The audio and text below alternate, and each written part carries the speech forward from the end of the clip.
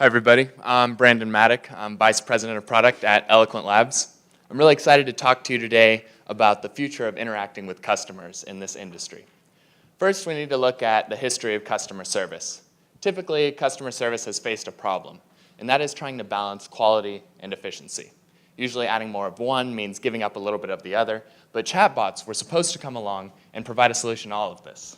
Here we are, though, at the end of 2017, and I'm sure that a lot of the chatbots you've seen and demonstrated within your businesses are not at the point where you would want to put them in front of a customer. Why is that the case?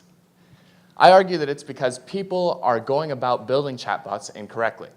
You don't build a good chatbot with hundreds of engineers and tens of millions of dollars and large data sets. The way you build a good chatbot is with expertise in natural language processing and a familiarity with cutting-edge academic techniques.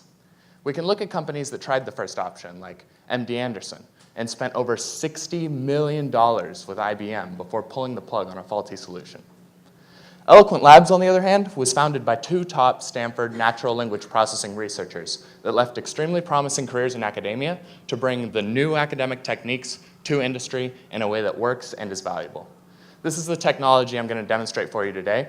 I've made a quick website that sells socks, and you're going to see three main features of this technology. It's pretty quick due to time, so I'll try to go through it quickly. So here we have this website that sells socks. Oops, let me go back here. And the video doesn't look like it's playing. That's okay, though. We can just talk about these three features, no problem. The first is a feature any good bot company should have, and that's the ability to answer frequently asked questions.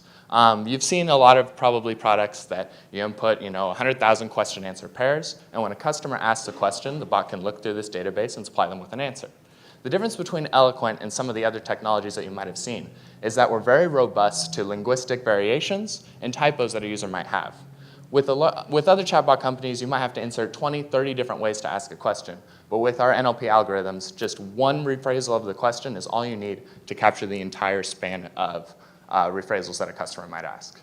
The second piece of the technology, which I'm really excited about and I wish we could have shown today, is the ability to read text, unstructured data, whether that's PDFs, Word documents, internal information you have in a database within your business, stuff you already have institutionally. We can read this unstructured data, and when a customer has a question about it, we can provide them with the answer.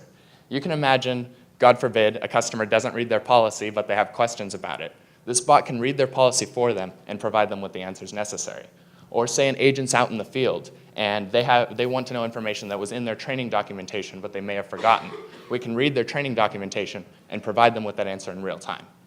The final thing we can do is automate processes, custom processes, whether it's someone checking the status of a claim or somebody wanting to alter an existing policy. We can plug in with any APIs your agents are currently using or REST endpoints in a database to alter and provide information to customers automatically. Now, I wish we could have shown the demo because the difference really between our chatbot and some of the other technologies you've seen is it's truly conversational. In this conversation, I'm never clicking buttons. There's never just GUIs placed in a chat interface. It's a very conversational interaction where I can pause, I can pivot topics abruptly. I'm not stuck in one line of conversation with this bot. Now, why is that important? That's important because when the GUIs are good at capturing data when the customer is trying to do something that's available in the GUIs. But what if the customer is trying something out of domain? This data is just lost. The customer exits out of the chat interface and you get none of that data.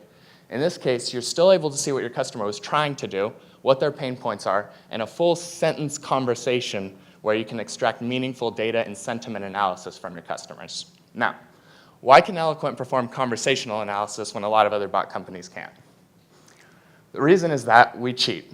Artificial intelligence is not good enough today to put in front of your customer at a quality that you would expect or that you would hope that you could provide. So what do we do when our AI is unsure? Instead of guessing, we actually reach out to trained AI supervisors, human beings at Eloquent, that we staff online 24/7. Say someone comes online and says, hey, I'm Sunny. The bot's like, is Sunny your name? Is it a weird way to talk about weather? Is it how you're feeling?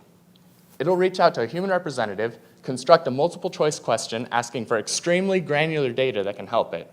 And while the agent is typing, the bot updates its models and responds. This is how we can achieve human-level accuracy at machine-level costs and why we're able to perform so much better than other bot companies on the market. This is why over 24 companies are already trusting Eloquent with their customer support, and why I'd be very happy to talk with you about applications of this technology within your business units. Thank you so much for your time. I'll leave the rest of my time to questions.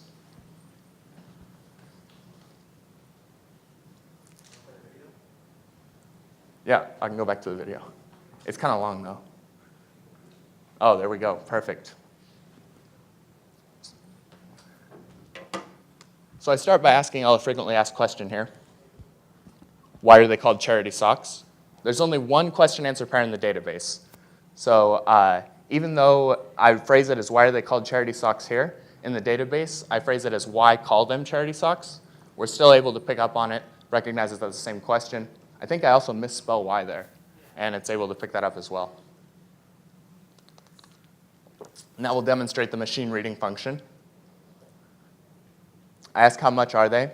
As I mentioned, I didn't put that in the knowledge base, so it has to read the page to get the answer, and it finds that they're $1 per pair. I then ask, will the socks make my feet smell? And the bot reads the description and finds that the weave of the socks allows your feet to breathe. That's a pretty nuanced question, though, actually, when you think about it. So yeah, this is usually where I talk about how this is useful for people in the field and for customers that are interested in a policy, et cetera, et cetera. And then at the end here, you'll see a task, and this is where I really go into a deep conversation with multiple back and forth. I pause. I don't have some of the information the bot is requesting. Here we go. I say, great, I'm excited to get mine. Where is my order? Bot understands I'm trying to track the order. I don't know my order number because who keeps that around? Another typo there. I say, never mind, I want to try something else. And then eventually I'm done talking to this bot.